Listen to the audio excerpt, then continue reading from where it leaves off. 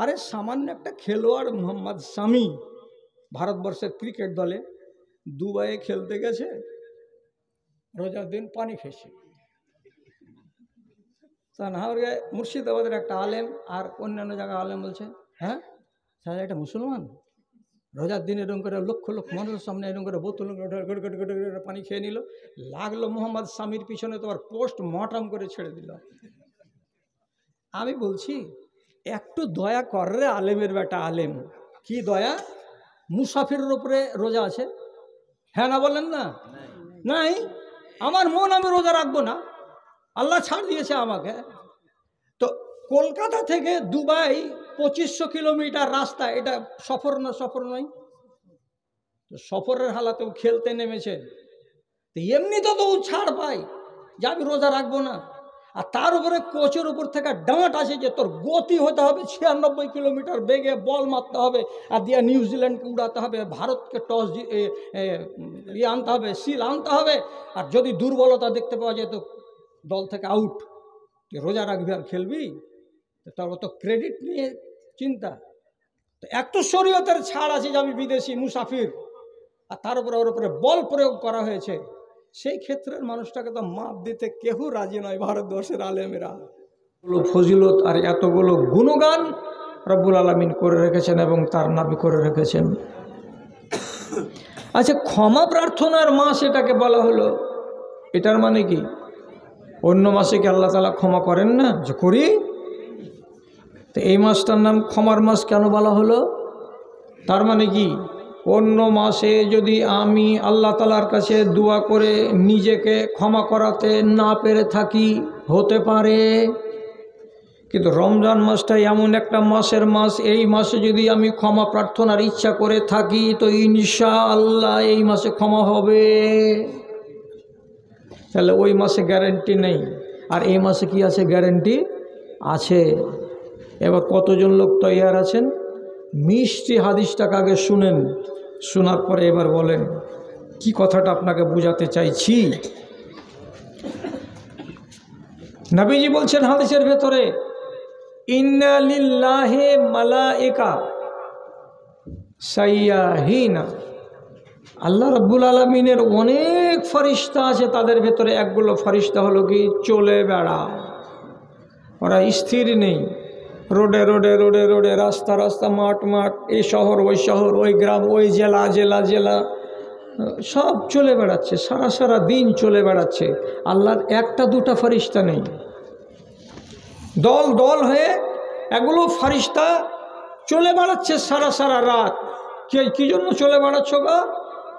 হাদিস বলছে ইয়াবহাসুনা আন মাজালিসিজ যিকরে, ওরা রাস্তা দিয়ে চলে, চলতে চলতে ডানে তাকায় বামে তাকায়, কোনো জায়গাতে একটা আলোচনার মজলিস পাওয়া যায় কি না, কোনো জায়গাতে একটা জিকিরের মজলিস পাওয়া যায় কি না। জিকির মানে কি? যেখানে কোরআনের কথা হয়। জিকির মানে কি? যেখানে আল্লাহর এবং আল্লাহর রাসূলের আলোচনা হয়। ওই জায়গাতে এমন কিছু লোক আছে যারা সেই আলোচনায় অংশগ্রহণ করেছে, সেই জিকিরের মজলিস কোথায় বসেছে তারা খুঁজে বেড়ায়, খুঁজছে। একদল ফেরেশতা খুঁজতে খুঁজতে হঠাৎ করে দেখছে হাগো 300-400 জন লোক এদিকে বসে আছে এশার নামাজ পড়ার পরে। ব্যাপার কি দেখো তো, মেন রাস্তা ছেড়ে দিয়ে যদি ডান দিকে চেপে এসে দেখছে তো আজ না, একজন আর একজনকে খবর দিয়ে বলছে ওয়াজাতে না মা হারাতে না, আরে যা খুঁজছিলাম পেয়ে এলেছি, এদিকে এসো, পেয়ে এলেছি। কি পেয়েছ? চাঁচকি গ্রামের মধ্য পাড়াতে একটা আলোচনা মজলিস চলছে, জিকিরের মজলিস চলছে, এটাই তো খুঁজছি আমরা সবাই মিলে। এসো এসো এসো এসো এসো এসো, সব বসে গেল ঝাঁক হয়ে। তারপরে কতজন হলো? আল্লাহ রাব্বুল আলামিন বলছেন ওরা কতজন এলো, একজন আর একজনের উপরে, আর একজন আর একজনের উপরে, আর একজন আর একজনের উপরে, এই করে তারা বসতে বসতে বসতে বসতে বসতে বসতে আসমানের এবং জমিনের মধ্যবর্তী ফাঁকা জায়গাটাকে তারা ফিল আপ করে দেয়। এবার আলোচনা চলছে চলছে চলছে, হঠাৎ করে এক ফেরেশতা আল্লাহ রব্বুল আলামিনের কাছে হাজির হয়। রব্বুল আলামিন বলেন, কোথায় গেছিলে তুমি বা তোমরা? বলছে, রব্বুল আলামিন, আমরা পাকুড় জেলার অমুক এলাকায় যাচ্ছিলাম, একটা জিকিরের মজলিসে বসলাম, ওখানে বসার পরে অনেক কথা শুনলাম, অনেক কথা জানলাম। কি জানলে তোমরা? তো বলছে, ওইখানে ওই লোকগুলো তোমার জাহান্নামের আগুন থেকে বাঁচার জন্য তদবির করছে, আমাদেরকে যেন জাহান্নামের আগুন টাচ না করে, এটা ওরা মনে মনে চাইছে। তো আল্লাহ তাআলা তো সবই জানেন, তবুও আমাকে আর আপনাকে তাসাল্লি দেওয়ার জন্য জিজ্ঞেস করে বলছেন, আচ্ছা ওরা কি জাহান্নাম দেখেছে? বলছেন না, ওরা জাহান্নাম দেখেনি, জাহান্নামের বর্ণনা শুনেছে, তাতেই তারা এতটা নিজেদের ভেতরে ভয় পেয়ে আছে যে ওরা মাঝে মাঝে বলছে, পরওয়ারদিগার, জাহান্নামের আগুন যেন আমাদেরকে টাচ না করে। তারপরে আবার আল্লাহ তাআলা বলছেন, আচ্ছা ওরা আর কি বলছিল? তা ফেরেশতারা আবার বলছেন, ওয়াইনাম ইয়াসআলুনাকাল জান্নাতা, ওরা মাঝে মাঝে এরা জিকিরের মধ্যেই তোমার কাছে জান্নাত কামনা করছে, আয় আল্লাহ, মরার পরে তুমি আমাদেরকে জান্নাত নসিব করিও। এরা জান্নাতের ভাগীদার, জান্নাতের আশা নিয়ে তারা বসে আছে। আল্লাহ বলছেন, ওরা জান্নাত দেখেছে কি? কেমন জিনিসটা? জান্নাত সম্বন্ধে ওদের জ্ঞান গরিমা আছে? জান্নাত তো দেখেনি মালিক, কিন্তু তার বর্ণনাগুলো শুনেছে আলেম ওলামার মুখ থেকে, এই জন্য তারা আগ্রহী হয়ে চাইছে। রব্বুল আলামিন বলছেন, আহারে, এইরকম মজলিস থেকে তোমরা আসলা, আর ওখানকার সবকটি লোক আগুন থেকে বাঁচতে চাইছে আর জান্নাত আমার কাছে কামনা করছে, তা আমি আল্লাহ কি করব? তখন ফেরেশতাদেরকে বলছেন, যাও রে ফেরেশতারা, আমার ওই মজলিসে যতটি বান্দা আছে আমি তাদের ডাকে সাড়া দিলাম, আমি তাদের তামান্নাকে মঞ্জুর করে নিলাম, আমি তাদের যেটা মনের বাসনা কামনা তাকে আমি পূরণ করে দেব, এবং আমি কথা দিলাম আমি আল্লাহ তাদেরকে সব কটি লোককে মাফ করে দিলাম। ওরা কেমন ছিল না ছিল দেখার বিষয় নয়, আমি সবটিকে ক্ষমা করে দিলাম। আর যারা ক্ষমা পেয়ে গেল, নবী করিম সাল্লাল্লাহু আলাইহি সাল্লাম বলছেন, মান রাজিয়াল্লাহু আনহু ফালা হিসাব আলাইহি, যার উপরে আল্লাহ রাব্বুল আলামিন রাজি হয়ে গেলেন, কিয়ামতের দিন তার কোনো হিসাব হবে না। হিসাব হবে না মানে লোকটা জান্নাতি। আল্লাহ তাআলা ফেরেশতাদেরকে বলে পাঠালেন, যাও যতটি লোক আছে ওই মজলিসে সবটিকে মাফ করে দিলাম, সবটিকে মাফ করে দিলাম। তখন একটা ফেরেশতা তখন বলছে, ইয়া রব্বে ইন্না ফীহিম খাত্তাউন খরাজা লিহাজাতিহি, পরওয়ারদিগার, মাফ করে দিলেন আপনি সবদিকে, ভালো কথা, আমরা ওদের সববারই নাম লিখে নিলাম যে হ্যাঁ তোমরা যতটিখানে লোক এসেছিলে সবটিকে ক্ষমা করা হলো। কিন্তু একটা কথা বলবো আপনাকে, ওই মজলিসের ভিতরে কিন্তু একটা লোক আছে, অন্য কাজে বেরিয়েছিল, ও কিন্তু এই জিকিরের মজলিসে বসার উদ্দেশ্যে বের হয়নি, ও আলাদা নিজের কাজে বেরিয়েছিল। চলতে গিয়ে তখন বলছে, এতটি লোক যখন বসে আছে তখন 10 মিনিট বসে দেখি কি হয়। তো লোকটা কিন্তু রব্বুল আলামিন গুনাহগার, ও পাপী, মিথ্যা কথা বলে সামান বিক্রি করে, রাতের বেলায় মুরগি চুরি করে, দিনের বেলায় সুযোগ যদি পায় তো রেল স্টেশনে টিকিট কাউন্টারের ভিড়ে গিয়ে লোকের পকেটমারি করে, মোবাইল চুরি করে। আমরা ওকে চিনি। তো ইয়ার মতন পাপী লোকটা আর কি করা যাবে?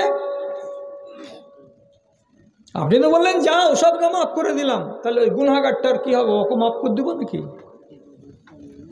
আল্লাহ রাব্বুল আলামিন বলছেন, লা ইয়াসকা মিনহু জালিসুহুম আল-ইয়াউম, এরা আমার ফেরেশতারা, আমাকে মাফ করতে টাইম লাগে না, আমি শুধু বাহানা চাই, আমি একটা ওসিলা চাই। আমি আমার বান্দার ইচ্ছাটাকে দেখছি, তার মনের বাসনাটাকে দেখছি, আমি আমার বান্দার বিস্তারিত লম্বা চওড়া মেহনতের দিকে আমি তাকাই না, আমি দেখছি তার নিয়তটার দিকে। আমার বান্দা যখন চুরি করে, ডাকাতি করে, লম্পটি করে, সবই কিছু করে, কিন্তু যেই উদ্দেশ্যেই হোক না কেন জিকিরের মজলিসে গিয়ে বসে গেছিল। অতএব ওইখানে যদি 250 জন লোক মাপ পাই, তো একজন লোক মানে 251 নম্বর লোকটাকে বদনসিব করে তাকে আমি বিদায় করব না।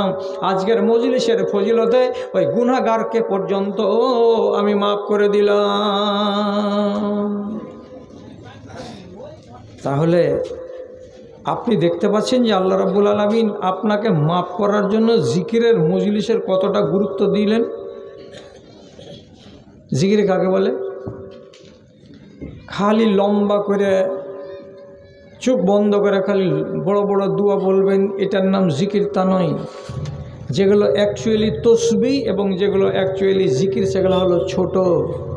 যেমন সুবহানাল্লাহ, টাইম লাগবে না। আলহামদুলিল্লাহ, টাইম লাগবে না। যেমন সুবহানাল্লাহি ওয়া বিহামদিহি, এটা বলতে টাইম লাগবে না।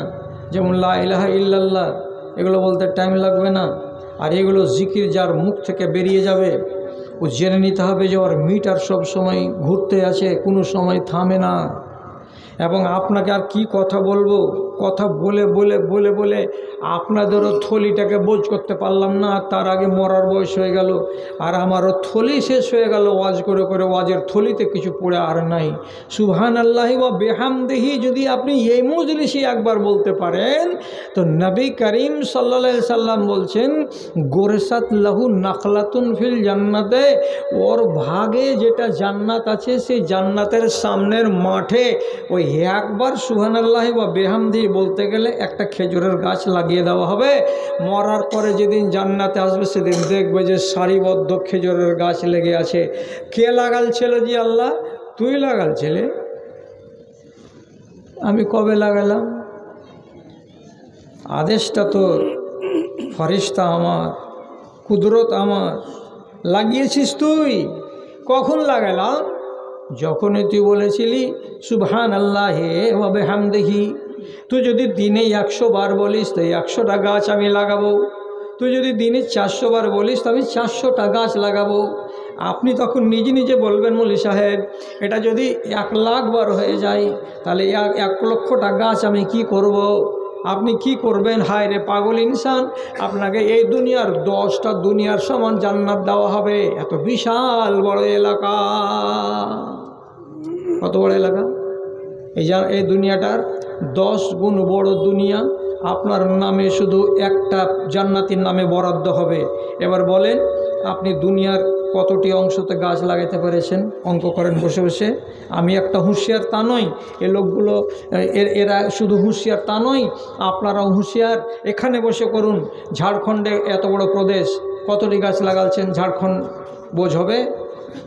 ভারতবর্ষের উত্তরপ্রদেশ এত বড় প্রদেশ, মধ্যপ্রদেশ এত বড় প্রদেশ, কতটি গাছ লাগাচ্ছেন? আপনার ভাগের যেটা জান্নাত, সেই জান্নাতের মানে 100 ভাগের 1 ভাগও আপনার দ্বারাই এখনো পূর্ণ করা হয়নি। আর সেদিন যদি জান্নাতে গিয়ে আপনি দেখতে পান মাঠ ফাঁকা পড়ে আছে, মাঠ ফাঁকা, গাছ নেই, গাছালি নেই, আপনি তখন বলবেন এটা কেন হলো? বান্দা, তুই যদি একটু চেষ্টা করতে তো এই মাঠটা ভর্তি হয়ে থাকতো গাছেরে। খালি সবগুলো নারিকেলের গাছ নয়, এগুলো ডিজাইনের গাছ আছে, ফল ধরে না, আর দেখতে কত সুন্দর লাগে। বড় বড় পার্কে দেখেছেন কত রকমের গাছ, নারিকেল কোয়ালিটির গাছ, কত রকমের গাছ আছে। এমন সুন্দর সুন্দর গাছগুলো আল্লাহ রাব্বুল আলামিন আপনার নামে লাগিয়ে দিতে চাইছেন। কোথায়? তো জান্নাতে। আপনি নিজেকে গাফিলের মধ্যে ডুবে রাখছেন। এটা হলো জিকির। আর যেখানে এইগুলো আলোচনা চলে সেই জায়গাতে আপনার মুখও চলতে থাকবে। মাঝে মাঝে আপনি একাই বলুন সুবহানাল্লাহ, মাঝে মাঝে আপনি একাই একাই বলুন আস্তাগফিরুল্লাহ। আমি বলতে বলবো সেটা কথা নয়। রাসূল করিম সাল্লাল্লাহু আলাইহি সাল্লাম বলছেন আমার আগের আর পাশের গুনাহ সব মাপ। অথচ আল্লাহ রাব্বুল আলামিনকে খুশি করার জন্য আমি দিনে এবং রাতে 100 বার করে আস্তাগফিরুল্লাহ, আল্লাহ তোমার কাছে মাপ চাই বলি। আমি কবার বলেছি?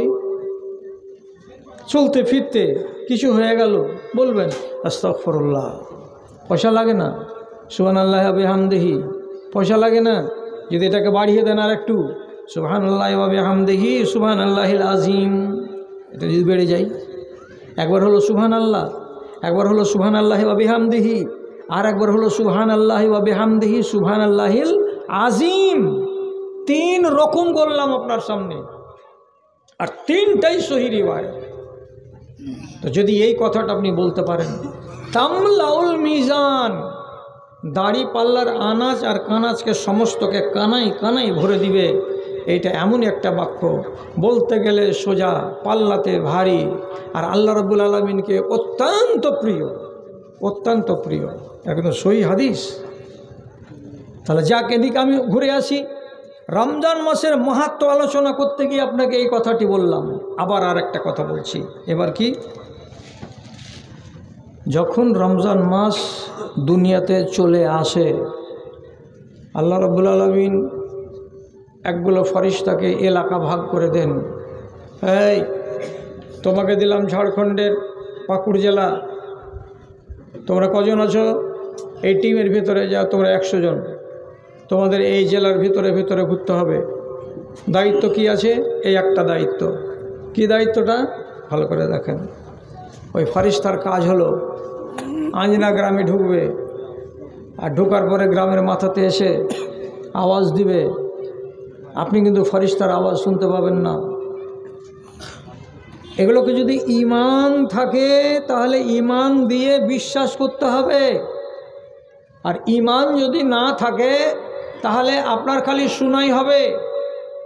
আরও বলছি, হুবাহু এইরকম হাদিস, তা কি, যেমনি আজান পড়বে, যে কোনো মসজিদে আজান পড়ে যেতে গেলে ফরিস্তাকে ডিউটি দেওয়া আছে, এই মাথা থেকে শুরু করবে, ওই টোলা পর্যন্ত যাবে, আর একটাই কথা বলবে, ইয়া বানি আদমা কুমু ইলা নিরানিকুমুল্লাতি আওকাতুমুহা ফাতফিউহা বিসসালাতে।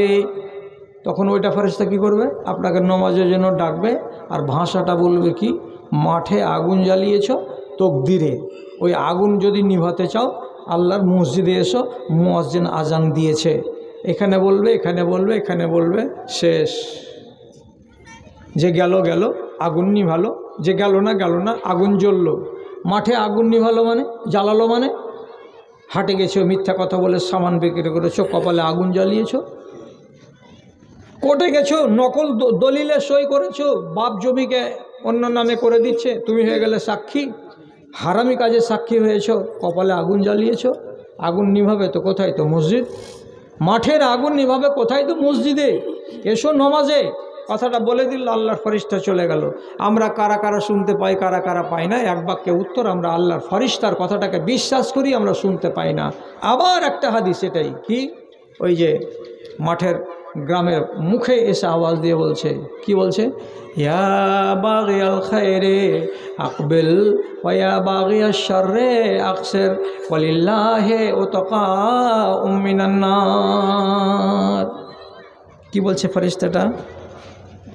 ওরে সারা বছর ধরে মঙ্গলের সন্ধানকারী, নেকির সন্ধানকারীরা, যারা সারা বছর নেকি খুঁজে বেড়াও, কল্যাণ খুঁজে বেড়াও, কামিয়াবি কিসে হবে সেটা খুঁজে বেড়াও, তাদেরকে বলছি আকসের, তোমরা এই কাজটাকে বাড়িয়ে দাও। নামাজ কেন পড়ছিলে? আল্লাহর সন্তুষ্টি, ভালো পাবো, মঙ্গল পাবো, নামাজ বাড়িয়ে দাও। টাকা কেন খরচ করছিলে? আল্লাহর সন্তুষ্টি পাবো, টাকা খরচ করা বাড়িয়ে দাও। তুমি সেবা শুশ্রূষা করছিলে জনগণের, কিসের জন্য? আল্লাহ রাজি হবে, তার জন্য এটা করছিলাম আমি, এটাকে তুমি বাড়িয়ে দাও। এক কথায় ফেরেশতা বলছে, যারা যারা সারা বছর মঙ্গলের কামনা করে বেড়াও, তোমরা এই মাসে তোমাদের নিজের নিজের ধান্দাগুলোকে বাড়িয়ে দাও, তোমরা বাড়িয়ে দাও। এতদিন কত রাকাত নামাজ পড়তে তোমরা দিনে রাতে? বলছে 60 রাকাত পড়তাম। আল্লাহ, কেমন 60 রাকাত? কেমন 60 রাকাত? 12 রাকাত পড়তাম সুন্নাতে মুআক্কাদা, 17 রাকাত পড়তাম ফরজ, 1 রাকাত পড়তাম আর ভিতর, 30 রাকাত নামাজ পড়তাম। এর বিনিময়ে আল্লাহ রাব্বুল আলামিনের আমরা মঙ্গল চাইতাম তার কাছ থেকে, এবং আমরা নিজেদের কল্যাণ চাইতাম। আল্লাহর ফেরেশতাকে বলছে এটাকে বাড়িয়ে দাও, বাড়িয়ে দাও, তোমরা বাড়িয়ে দাও, লাভ বেশি আছে। কেমন করে বাড়ালাম? এই মাসে আমরা কি করলাম, এবার 8 রাকাত বাড়িয়ে দিলাম তারাবির নামাজে, আর 3 রাকাত একের জায়গায় 2 বাড়িয়ে দিলাম। এটা কিসে? তো বেতরের নামাজে। তার মানে আমি নেক কাজে আমি নিজেকে একটু বাড়িয়ে দিলাম। বাড়াও। কেন বাড়াবো? যে লুট চলছে, আল্লাহর পক্ষ থেকে লুট চলছে। লুটে নাও, লুটে নাও, যত লুটবার আছে লুটে নাও। বস্তা আনো, ভর্তি করো, সোয়াব কামাই করো। এখন কোনো গণনা নেই, কোনো হিসাব নেই, কোনো কিতাব নেই। ভর্তি করো, ভর্তি করো। এই মাস সুযোগের মাস চলে যাচ্ছে। তাহলে জাগরণ বাড়িয়ে দিই, নামাজ বাড়িয়ে দিই, দান বাড়িয়ে দিই, খায়রাত বাড়িয়ে দিই। এ মাসের একটা বৈশিষ্ট্য। তারপরে আবার ফেরেশতা কি বলে? ইয়া বাগিয়া শাররে আকসির, হে লোকেরা, যারা সারা বছর তোমরা মন্দ করে বেড়াও, যারা মদখরি করে বেড়াও, যারা শয়তানি কাজে সারা বছর নিজেকে জড়িয়ে রাখো, সে সমস্ত লোককে আল্লাহ রাব্বুল আলামিনের প্রেরিত ফেরেশতারা কি বলছে? আকসের, তোমরা কম করো, তোমরা কম করো, তোমরা কম করো। আল্লাহর ফেরেশতারা এটা বলছেন।